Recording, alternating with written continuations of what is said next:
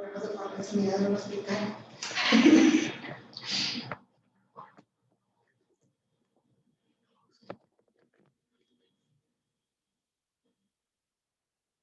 Muy bien.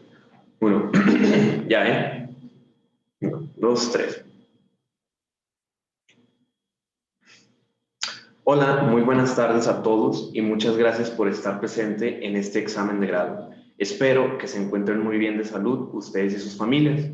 En esta ocasión, debido a la pandemia, voy a presentar mi proyecto de tesis de manera virtual, el cual se titula Impacto de temperatura, pH y tiempo de inmersión en adherencia y resistencia a corrosión de fosfatizado de zinc bajo ASTM D3359, presentado por su servidor Carlos Peña y dirigido por la doctora Aurora Femar.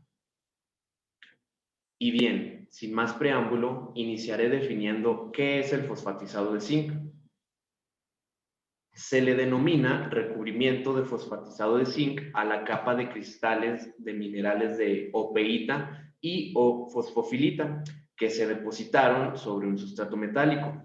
Tal capa de cristales, como los que podemos observar en la presentación, esos pequeños destellos de la lámina fosfatizada, pueden adquirir distintas morfologías, como se pueden observar en las figuras 1, 2 y 3, las cuales presentan formas cúbicas de aguja y de flor respectivamente. Existen 4 tipos de recubrimiento de fosfatizados. Estos están divididos de acuerdo a los cationes que contiene el baño químico del proceso y son 4 categorías: el de zinc, el de hierro, el de manganeso y el de calcio con zinc. Este recubrimiento se genera sumergiendo el sustrato en un baño químico con la indispensable presencia del ion fosfato, el catión zinc y agua como diluyente. Estos son los ingredientes principales para obtener este recubrimiento en un sustrato metálico, por lo que las especies químicas más utilizadas son el ácido fosfórico y el óxido de zinc, sustancias que nos proveerán de los iones ya mencionados. Muy bien, y ahora hablaré de las variables del baño químico de este proceso que se tomaron en cuenta para esta investigación, las cuales son la temperatura, el pH y el tiempo de inmersión, mismas que al ser alteradas pueden causar afectaciones a las propiedades de adherencia, resistencia a la corrosión y a la masa de recubrimiento depositada. En esta diapositiva se logra observar el cambio visual de un sustrato desnudo y de uno que ya fue recubierto. En la primera imagen se observa una superficie pulida y en la otra, ya con el recubrimiento, se observa una superficie rugosa, visualmente asemejándose a una lija. Esto es precisamente lo que incrementa la capacidad de adherencia con otro tipo de recubrimientos. Aquí se puede observar un cambio en la tonalidad del metal y en este es evidente el cambio antes y después de ser fosfatizado. Muy bien, ahora les hablaré de la funcionalidad del fosfatizado de zinc.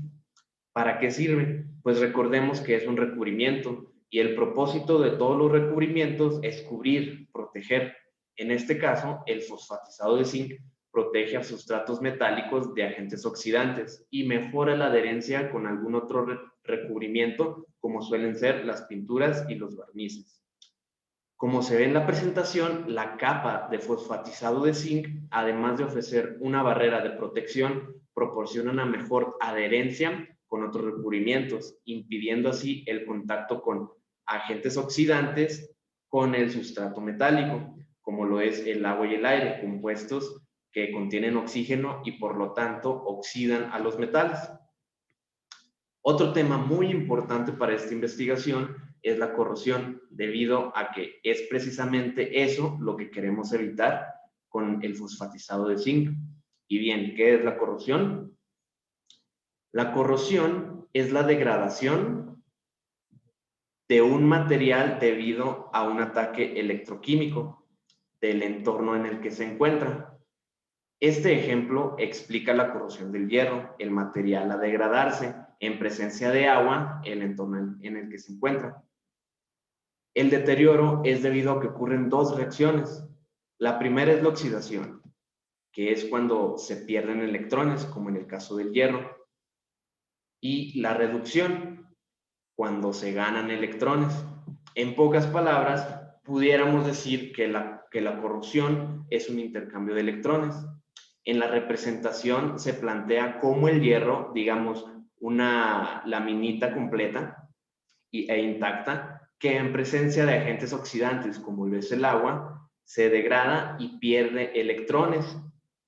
En la otra parte del proceso, el hierro degradado, por así decirlo, ya que perdió electrones, lo que lo convierte en un ion. Bueno, este hierro reacciona con el hidrógeno y el oxígeno que se del agua que se encuentran en forma de radical hidroxilo.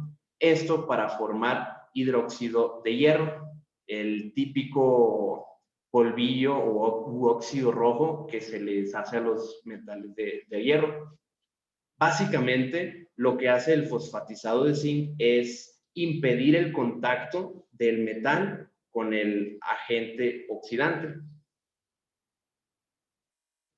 Ahora, una vez entendiendo un poco de lo que es el fosfatizado de zinc y cómo funciona la corrosión, presentaré los antecedentes del tema. El fosfatizado de zinc surgió en 1908 por Thomas Watts Kozlev, aunque los romanos empleaban una técnica similar en la protección de ciertos artículos de hierro, esto en el siglo III. En 1918, la compañía Parker comprobó que el recubrimiento mejoraba propiedades de lubricación empleando una solución de sulfato de manganeso primario, sustituyendo al catión zinc por el de manganeso, conociéndose ese proceso como parkerización o fosfatizado de manganeso, ya que esta compañía patentó este proceso. En 1987, Henkel obtuvo la patente del proceso de fosfatizado de zinc hasta que dicha patente expiró en el 2007. De acuerdo con información de Industrias de Acero, en México la estimación del costo generado por causas de corrosión en el año 2012 fue, según el Producto Interno Bruto de ese año, de 280 a 380 billones de dólares.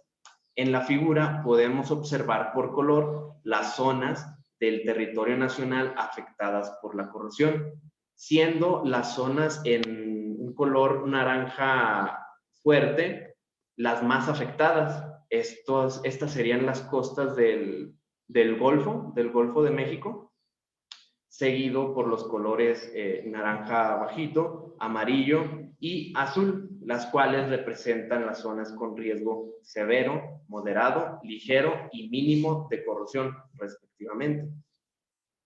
El fosfatizado de zinc es un proceso muy empleado en la industria automotriz. Esto es debido a los beneficios de su proceso, los cuales son la simplicidad de su proceso, su bajo costo y su bajo impacto ambiental. Esto superando por mucho a otros procesos de recubrimientos. Por ejemplo, el cromado, que utiliza cromo hexavalente, el cual ya es cancerígeno, y hay muchos estudios sobre eso. Y bien, ahora hablemos de los beneficios del recubrimiento. Estos se utilizan para mejorar el anclaje de una película de pintura con el sustrato metálico y mejorar las propiedades de resistencia a la corrosión. Muy bien. La manera más adecuada y estandarizada para evaluar las propiedades de resistencia a la corrosión de masa de recubrimiento depositada y de adherencia a recubrimientos de fosfatizado de zinc es bajo las normativas internacionales de la Sociedad Americana para Pruebas y Materiales, la ASTM International, por sus siglas en inglés, la American Society for Testing and Materials. Las materias utilizadas en este tipo de recubrimientos, tanto en el ámbito industrial como en el de investigación, son las normas D3359, que evalúa el nivel de adherencia, la D609, que establece la preparación y limpieza de los sustratos de prueba, la G59, para pruebas de polarización potenciostática y la A90 para determinar la masa de los recubrimientos. Algunos de los efectos reportados de las variables de este proceso con respecto a las propiedades de adherencia, corrosión y masa depositada han sido, por ejemplo, en la reducción de la temperatura del baño. Esto tiene como consecuencia un depósito delgado de la capa de fosfato y una reducción en la resistencia a la corrosión, según Rezae y Golabadi. El tiempo de inmersión del sustrato en el baño del proceso es una variable que afecta la cantidad de masa de la capa protectora y es un factor determinante en el consumo de energía si se utilizan altas temperaturas. Por eso se tiene la posibilidad de adherir distintos aceleradores, como es el caso del óxido de grafeno, que se agrega al baño para reducir el tiempo utilizado en el proceso de fosfatizado de zinc, en un estudio por Xie del 2017. Con la variación del pH se consiguen diversas formas de grano depositado y una capa compacta y densa. En un baño, en una investigación, en un baño de fosfatizado de zinc, utilizando valores de 1.7 y 2.75, se demostró que se obtienen cantidades más grandes de recubrimiento con el pH más alcalino, el de 2.75. En esta tabla se muestran algunas investigaciones sobre recubrimientos anticorrosivos, en cuya metodología utilizaron herramientas estadísticas tales como los diseños factoriales, ANOVA, optimización, diseños experimentales, etc. Y cabe destacar que no es muy común el uso de estas herramientas en investigaciones de recubrimientos.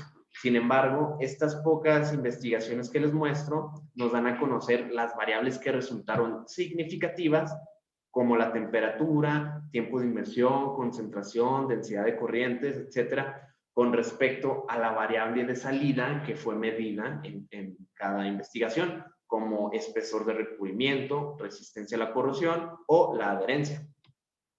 A continuación, les voy a comentar sobre lo que es la hipótesis de este trabajo.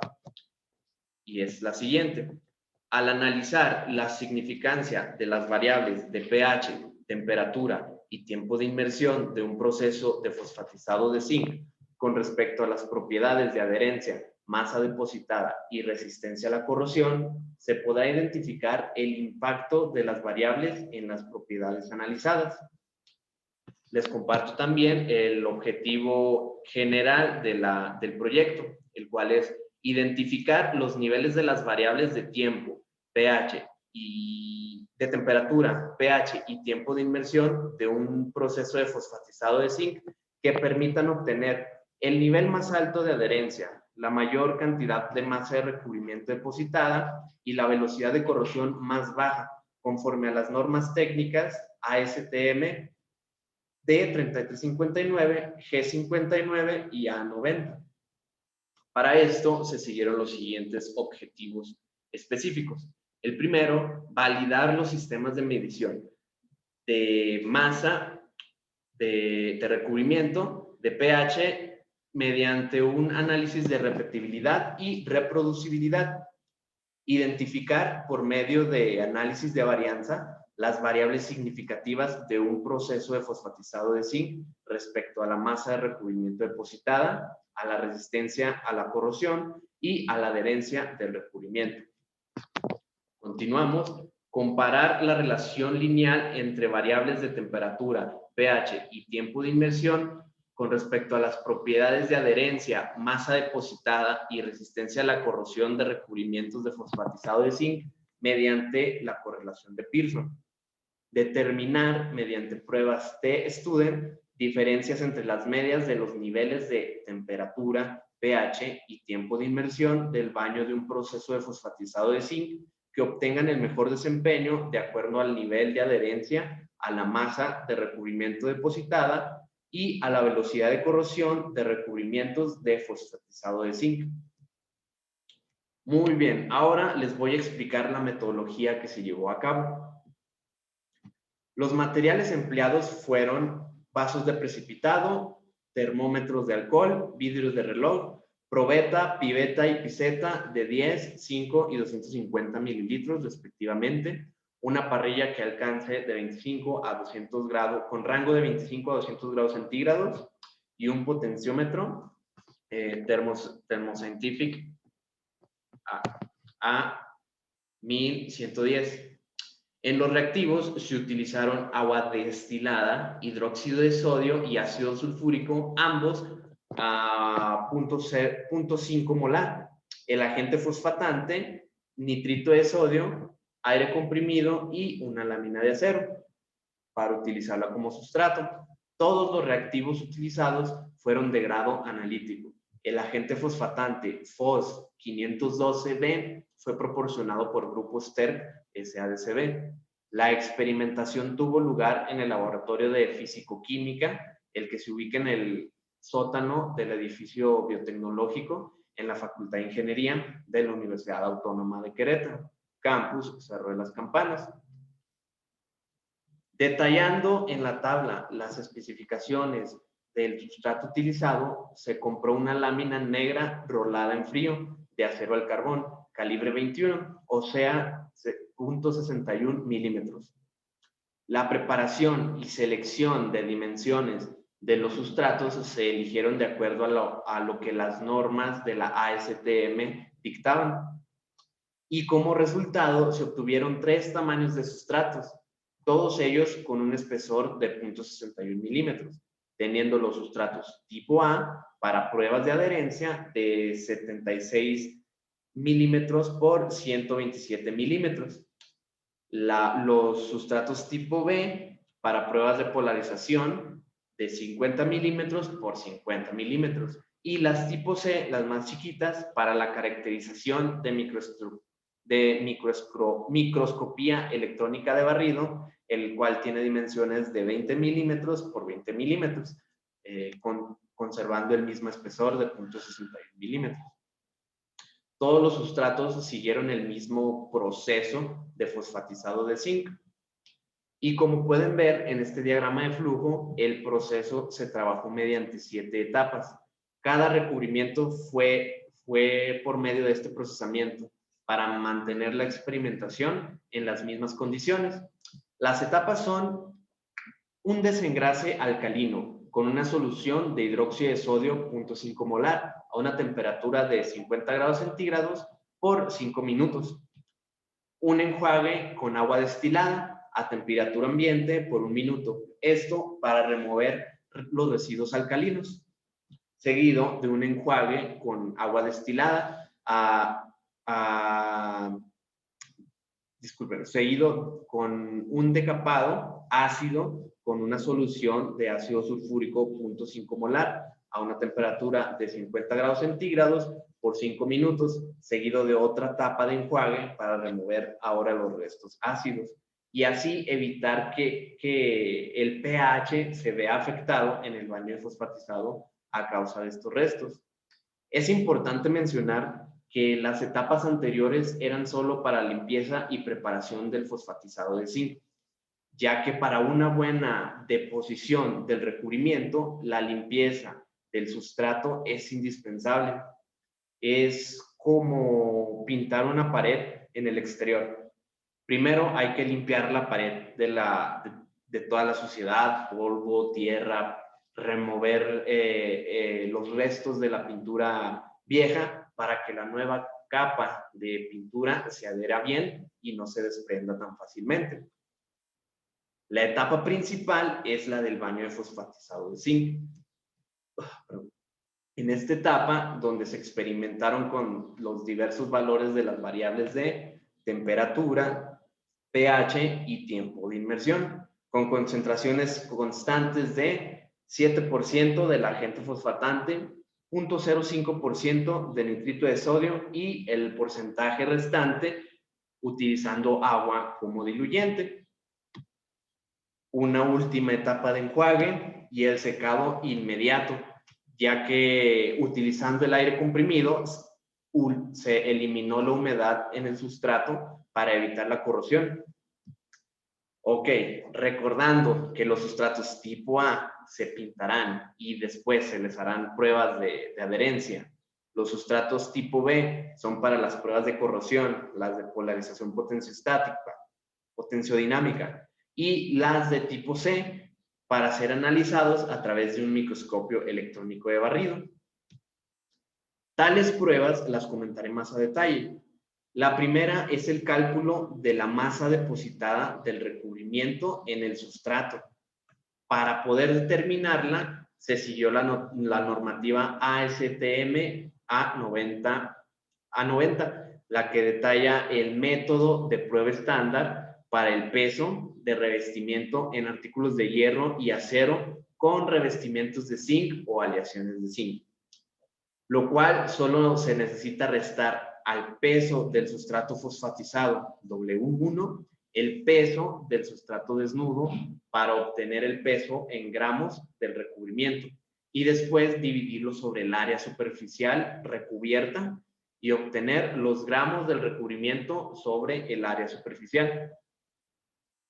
Este cálculo se realizó a todos los sustratos, ya que fueron pesados en una balanza analítica antes y después de fosfatizar cada sustrato, obteniendo así los datos de los pesos para el cálculo. Una vez fosfatizados, los sustratos tipo A se pintaron con un esmalte epóxico y una pintura vinil acrílica color negra mate y se realizaron las pruebas de adherencia conforme la norma lo dicta, las cuales fueron en hacer un corte, como se ve en la imagen, en forma de X con una navaja o un exacto, colocar cinta sensible a la presión y dejar reposar por 30 segundos y seguidos de la remoción de la cinta de un solo jalón para después observar el nivel del desprendimiento de pintura, el cual se clasifica como 5A, el mejor nivel que aquí vemos en la descripción, no tiene desprendimiento ni remoción de pintura, y el peor sería el 0A, que existe una mayor parte de remoción sobre el área de la X. Para las pruebas de polarización potenciostática se emplearon los sustratos tipo B, para lo cual se siguió la normativa ASTM G59, utilizando un potenciostato con una solución de cloruro de sodio al 3.5%, empleando un electrodo de referencia, el cual está constituido de plata, cloruro de plata, un contraelectrodo de grafito y como electrodo de trabajo los sustratos ya fosfatizados tipo B. Aquí obtendremos los valores de potencial y velocidad de corrosión en milivolts y milímetros por año respectivamente. Estos datos se utilizarán para el análisis de polarización potenciodinámica y para poder calcular los datos de la velocidad de corrosión de cada sustrato.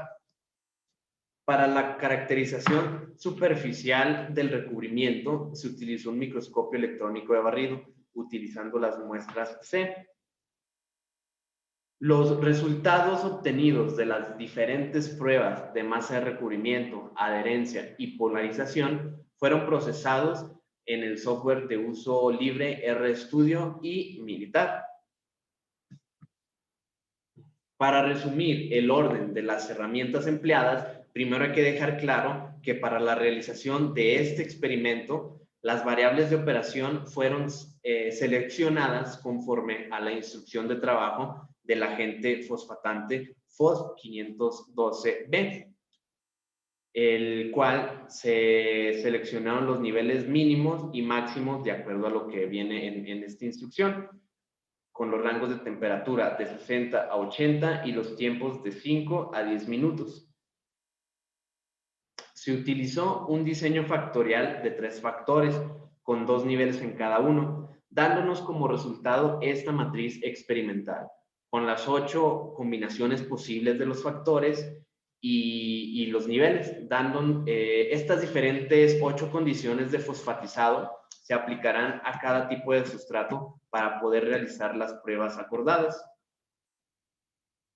Las herramientas que se utilizaron para analizar los resultados fueron un análisis de varianza a los resultados de masa depositada, resultados de adherencia y de polarización potenciodinámica. Esto para identificar qué factores o interacciones entre los factores son significativos conforme a los resultados de las pruebas que realizamos.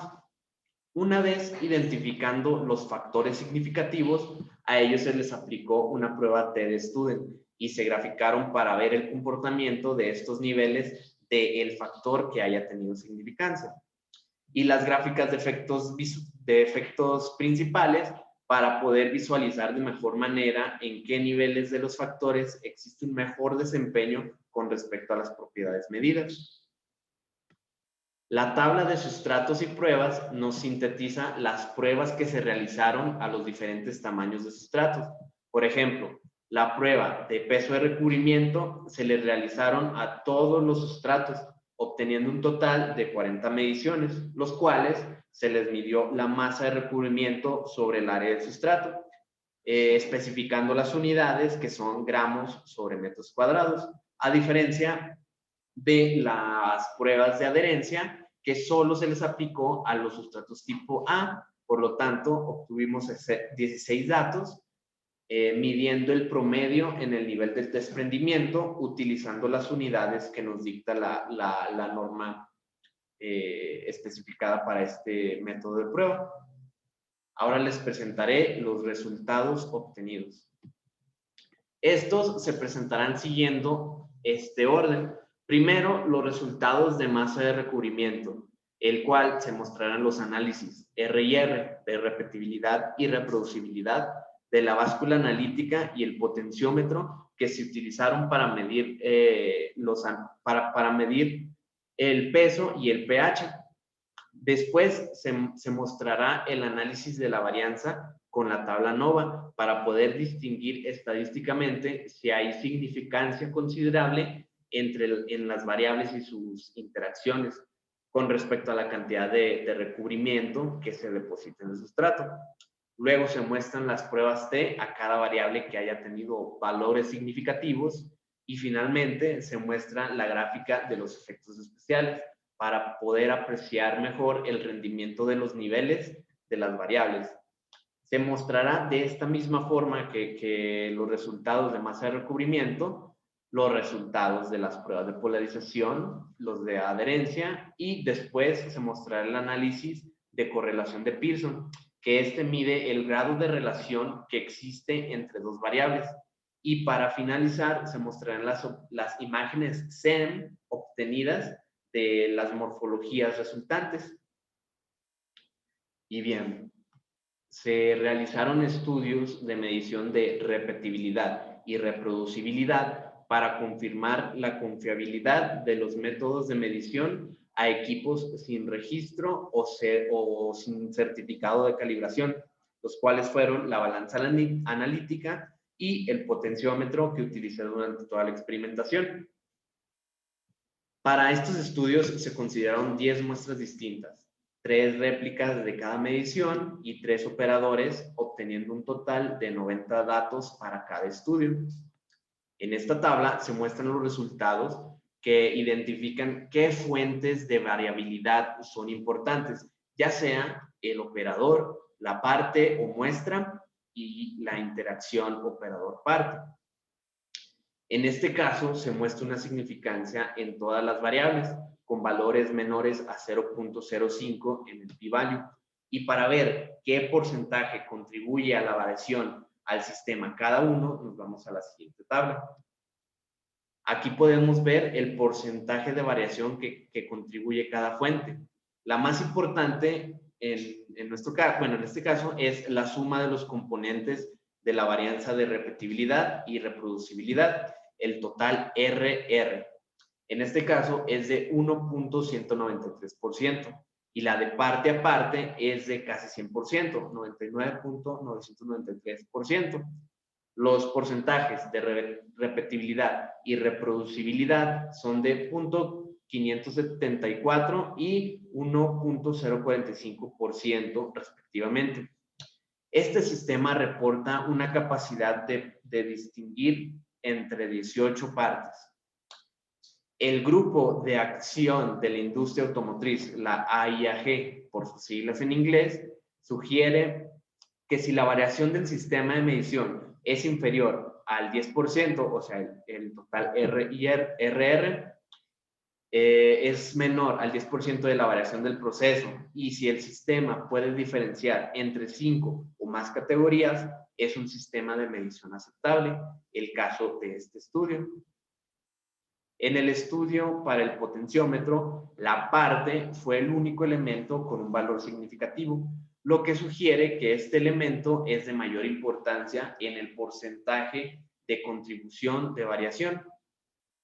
En la tabla de porcentajes de la variación, la cual observamos que el porcentaje, disculpen,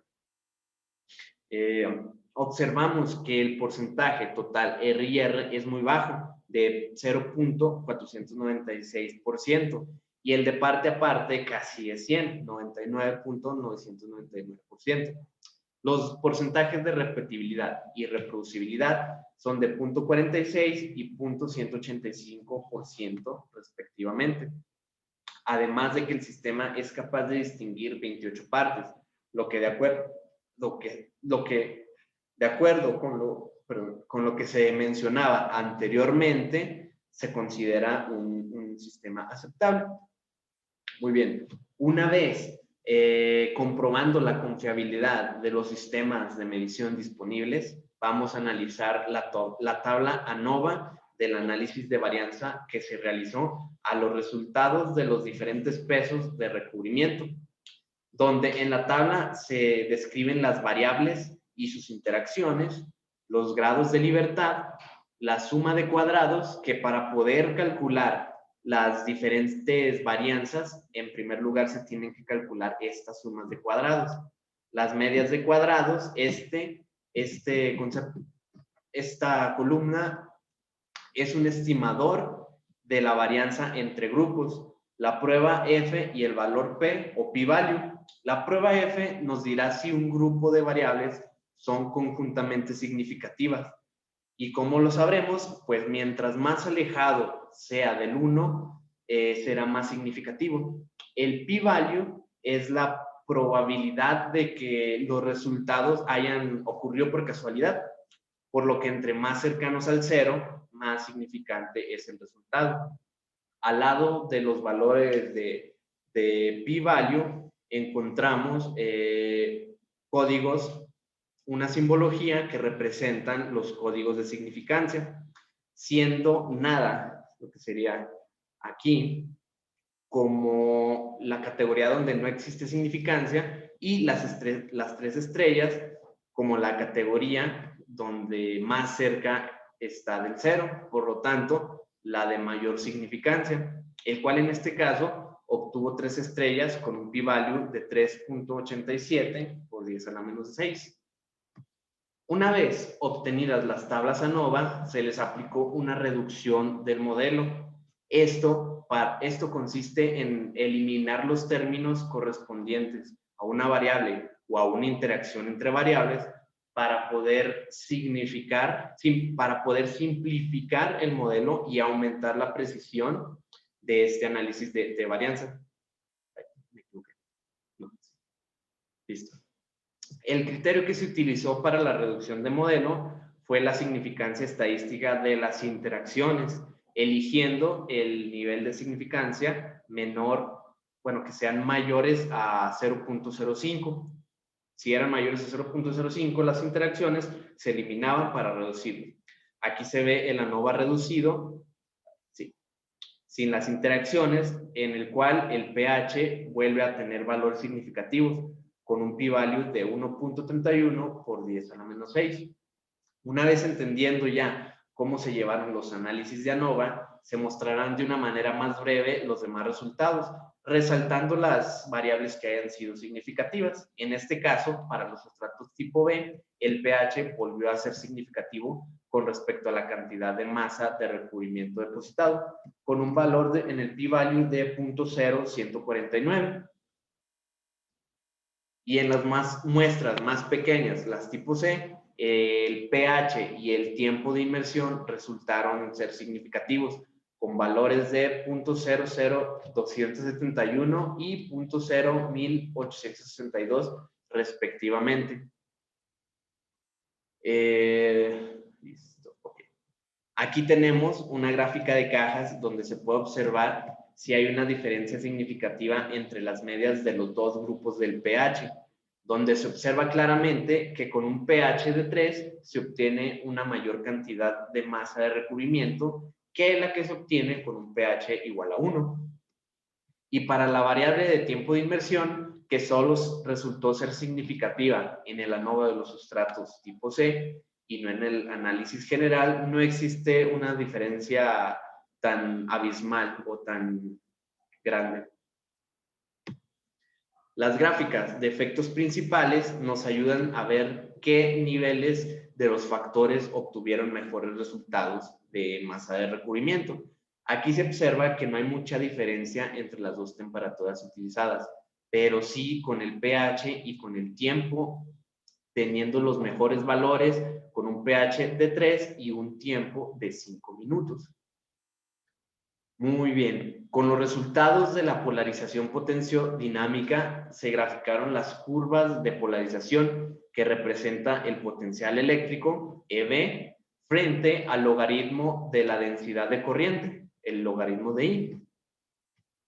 Les explicaré. En esta diapositiva se identifica la curva anódica, esta curva azul, la A, la cual representa un comportamiento de oxidación, es decir, cuando se pierden electrones. Y la curva catódica, B, esta curva, cuando se ganan electrones. Para identificar el potencial de corrosión de los recubrimientos, donde la densidad de corriente pasa de ser catódica a ser anódica, es necesario aplicar el método de intersección de las pendientes a las curvas de polarización con una recta tangente, como la que se muestra. Se juntan y la intersección de estas pendientes representa ya el potencial de corrosión del recubrimiento, donde, como ya les expliqué, A es la curva de polarización anódica, B la curva de polarización catódica, EA es la pendiente de la curva anódica, ED de la pendiente de la curva catódica, y EV es el potencial de corrosión, con IC la corriente de corrosión. Aquí se observan ya las curvas de polarización potenciodinámica, las cuales, de acuerdo con el potencial de corrosión de cada curva, representan el desempeño anticorrosivo del recubrimiento obtenido a las distintas condiciones, las que se muestran arriba de la gráfica por color. La unidad del potencial de corrosión es el voltio, y entre más negativo sea su valor, es más propenso a oxidarse, por lo que las curvas posicionadas en la parte superior de la gráfica tienen mayor resistencia a la corrosión.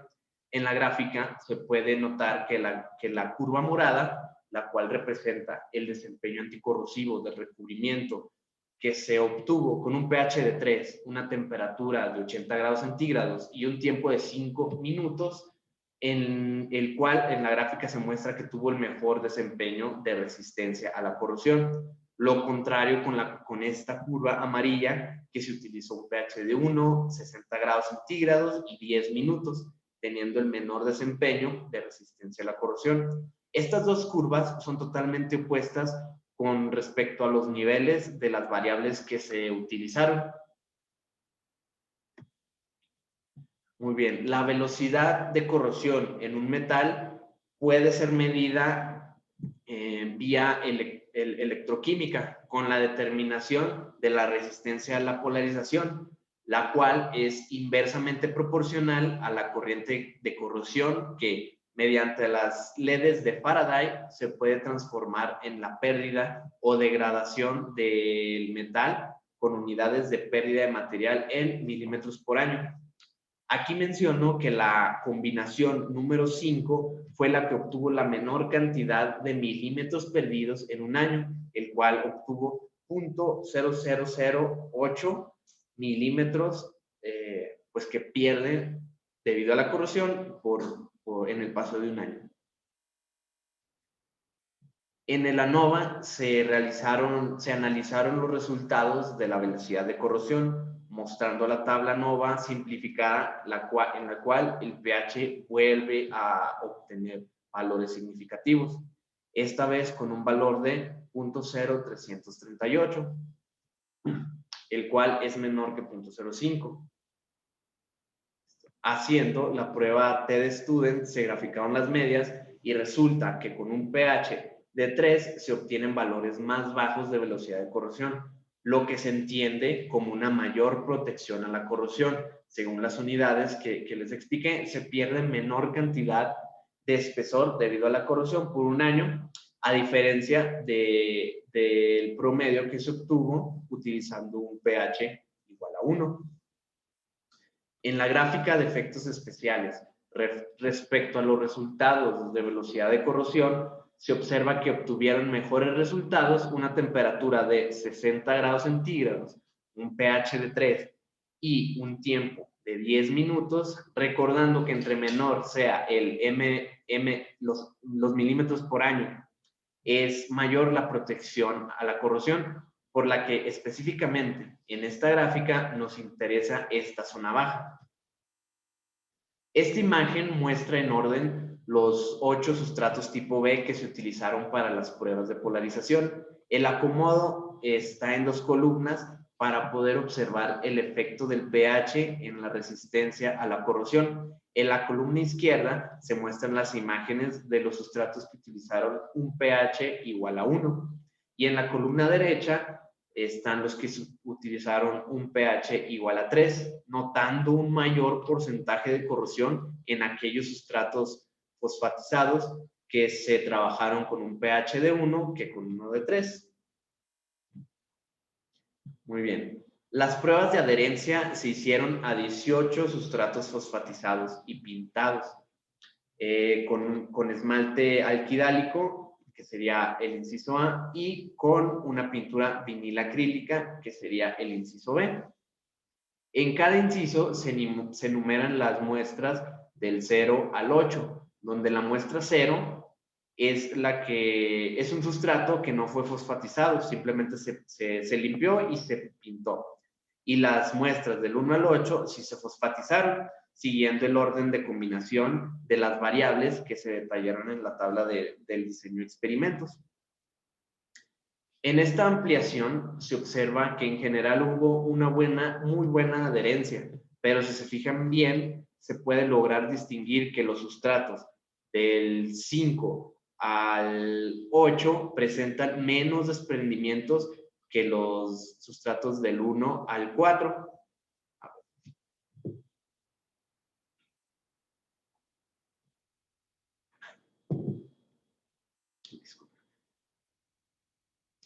Aquí se observan los criterios que la norma D3359 dicta. Para esto, se midió la longitud del desprendimiento de pintura sobre el corte en X, el cual a partir de 1.6 milímetros se considera nivel A3 y con longitudes mayores a 3.6 milímetros se considera nivel A2 y el nivel A1 es cuando se remueve la mayor parte del corte en X, siendo los mejores niveles el nivel 5A, que no hay desprendimientos ni remoción, y el nivel 4A, que solo tiene desprendimientos a lo largo de la intersección. Con el promedio de los niveles de adherencia de cada muestra, se analizó la varianza de los resultados y en la tabla ANOVA simplificada se vuelve a observar que el pH vuelve a tener valores menores a 0.05 en el p-value, por lo que esto denota significancia. En este caso fue un valor de 0.0143. En los resultados de la prueba T se observa que con un pH de 3 se obtuvieron mejores niveles de adherencia que con un pH de 1. Y en las gráficas de efectos principales se observan los mejores niveles de adherencia con una temperatura de 60 grados centígrados, un pH de 3 y un tiempo de 10 minutos. Juntando todas las gráficas podemos observar, recordando que la gráfica de velocidad de corrosión la zona inferior nos muestra los mejores resultados y en las de masa y adherencia es en la zona superior. Con estas consideraciones, la temperatura tiene mejores resultados con un valor de 60 grados centígrados. El pH siempre con un valor de 3 es mejor que con un valor de 1 y en el tiempo obtuvo mejores valores de resultados de masa de recubrimiento con un tiempo de 5 minutos, pero en las pruebas de corrosión y de adherencia lo hizo con un tiempo de 10 minutos. Con 10 minutos tuvo mejores resultados. El análisis de la corrosión producto-momento de Pearson se empleó para estudiar la relación entre las variables de entrada con las variables de salida. En esta tabla se muestra por columna las variables de entrada y salida analizadas, los valores p-value y el índice de correlación R. Este mide el grado de asociación lineal que existe entre dos variables. El valor de este coeficiente puede tomar cualquier valor dentro del 1 negativo a el 1 positivo, con su interpretación del valor del índice, el cual es, si el índice es igual a 1, quiere decir que existe correlación positiva perfecta, que hay una correlación positiva perfecta. Si los valores están entre 0 y 1, refleja una correlación positiva. Si el índice es igual a 0, indica que no hay una relación lineal. Y si está entre -1 y 0, existe una correlación negativa. Pero si el índice tiene un valor igual a -1, indica una correlación negativa perfecta. Lo que se podría conocer como una relación inversa, que es cuando una de las variables aumenta y la otra, en cambio, disminuye en proporción constante. En este caso, solo las relaciones del pH obtuvieron correlación con las variables de salida, teniendo correlaciones positivas en las variables de adherencia y masa y una correlación negativa con la velocidad de corrosión. Aquí vemos la matriz de correlación de Pearson, en donde las variables se posicionan tanto en columnas como en filas, y en el punto de cruce se encuentra el valor correspondiente a cada interacción. Se puede notar que los valores más cercanos al 1 y al -1 se encuentran asociados con el pH. También podemos notar que existe una correlación en la adherencia y velocidad de corrosión. Muy bien.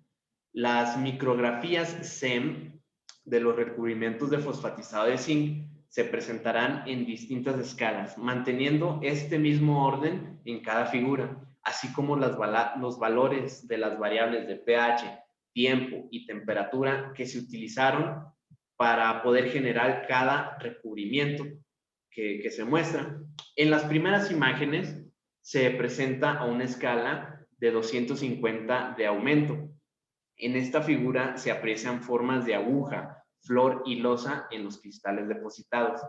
En las muestras 2, 3 y 8 se encuentran solo cristales de aguja, y en las muestras 1, 4 y 5 se observa una combinación de cristales de aguja y de flor. El tamaño de los cristales se vio reducido muy notoriamente en las muestras 3 y 7. Ambos recubrimientos se generaron a 60 grados centígrados y con un tiempo de 10 minutos. Sin embargo, con un pH de 1 se obtuvieron cristales alargados en forma de aguja, y con un pH igual a 3 fueron cristales anchos y rectangulares en forma de losa. Aumentando la escala de 250 a 500, ¿sí?, se puede observar de mejor manera las formas de los cristales de las muestras 3 y 7, siendo de aguja y de losa respectivamente.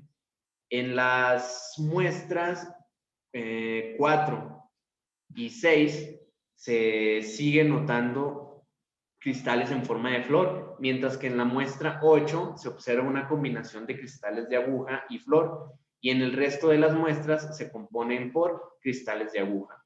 En esta figura se observa un mayor tamaño de cristales en las muestras 1, 5, 6 y 8. Muy bien, aumentando la escala a 1000, en la muestra 1 y 4 se detalla la estructura de un cristal en forma de flor, en la cual se observa que se compone de un cristal central rodeado de otro cristal que sobresale y asemeja los pétalos de una flor, la forma de una rosa, como se puede ver en la presentación. Las muestras 5, 6 y 8 muestran formas florales, notando los cristales alargados que unidos le dan la forma de flor tipo margarita. Ahí se los pongo como ejemplo. En la muestra 7 se observa un cristal rectangular en forma de losa. Y en las muestras 2 y 3 se notan figuras de aguja delgadas y alargadas. La última escala de las micrografías es un aumento de 2000, y esta figura comparativa muestra ya de manera más detallada la forma de los cristales individuales que componen las microestructuras de cada recubrimiento. En las muestras 1, 5, 6 y 8 se observan formas florales, teniendo la muestra 1 pétalos anchos y las demás pétalos delgados.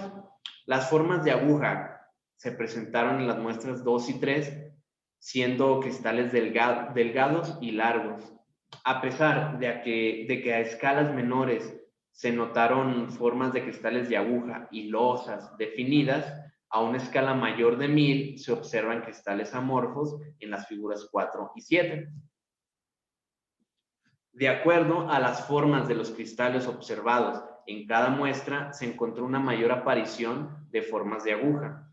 Esta microestructura es la más común en recubrimientos de fosfatizado de zinc, y las figuras florales son más frecuentes cuando se utilizan valores de pH altos.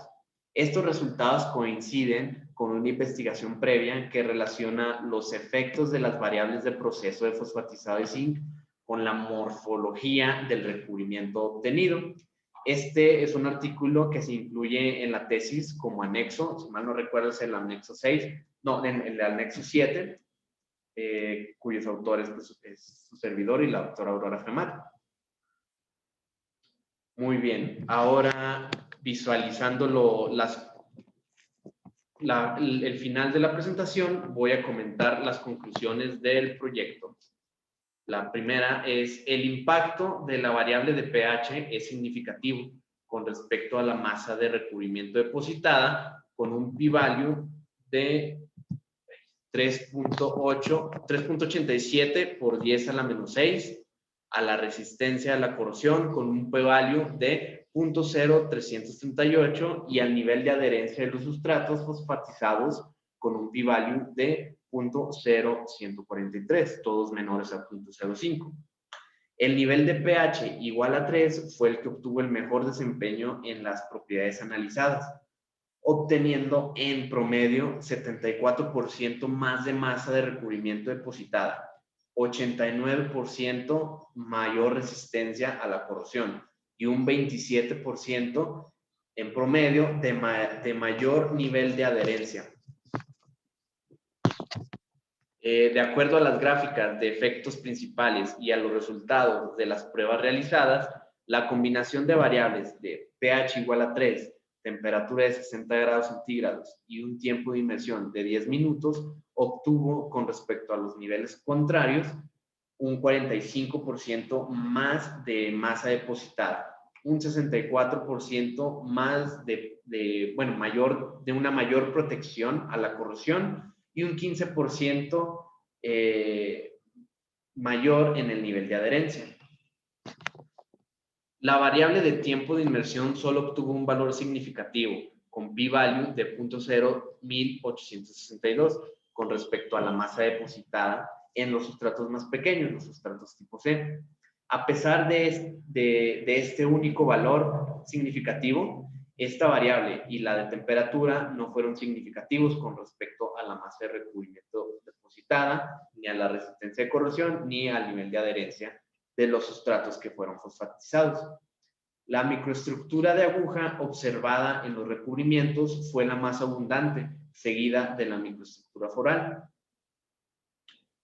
Les presento las referencias utilizadas en la presentación y se abre el espacio para dudas y aclaraciones. Muchas gracias por su atención. Gracias.